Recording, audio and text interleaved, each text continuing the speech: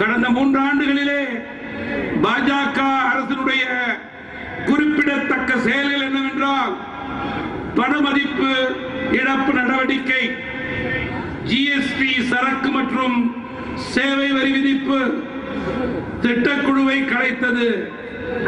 இத்தகைய செயல்களால் பொதுமக்களுக்கு அல்லல், அவதி, தொல்லை, துன்பம், சுமை என்று நான் குற்றம் சாட்ட விரும்புகிறேன்.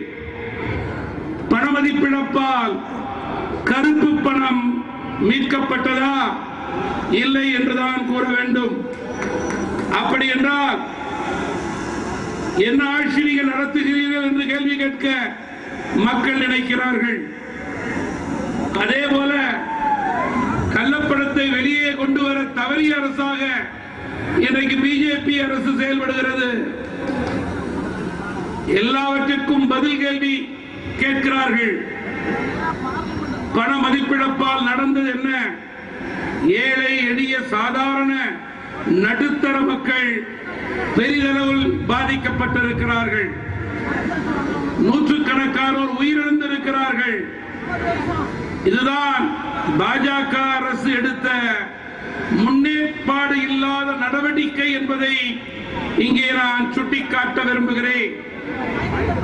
அடுத்தது ஜிஎஸ்டி சரக்கு மற்றும் சேவை வரி விதிப்பால் நாடு முழுவதும் வணிகர்கள், நுகர்வோர், பொதுமக்கள் மற்றும் அனைத்து துறையைச் சேர்ந்தவர்களும் மிகப்பெரிய அளவிலே பாதிக்கப்பட்டிருக்கிறார்கள்.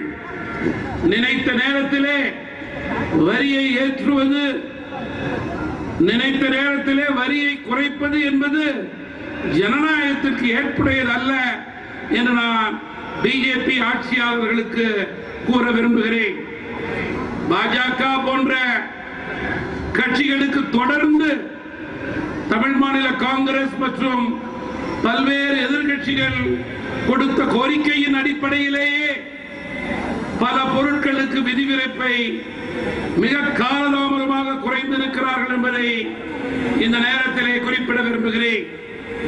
மத்திய பாஜக அரசு வேலை வாய்ப்பை உருவாக்கவில்லை, வேளாண்மையை லாபகரமான தொழிலாக மாற்றவில்லை, விவசாய கடனை தள்ளுபடி செய்யவில்லை. நாடு முழுவதும் விவசாயிகளுடைய தற்கொலை அதிகரித்துக் கொண்டு போகிறது. விலைவாசி குறையவில்லை, தீவிரவாதம் தொடர்கிறது, மதவாதம் வளர்ந்து கொண்டு போகிறது.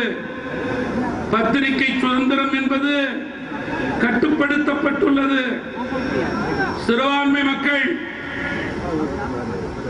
பல மாநிலங்களிலே அச்சத்திலே வாழ்ந்து கொண்டிருக்கிறார்கள். தலித் மக்களுடைய நலன் புறக்கணிக்கப்பட்டிருக்கிறது. இவ்வாறு 3.5 ஆண்டுகளிலே பாரதிய ஜனதா கட்சியுடைய பேச்சுக்கள் தான் அதிகம், செயல்பாடுகள் மிக குறைவே.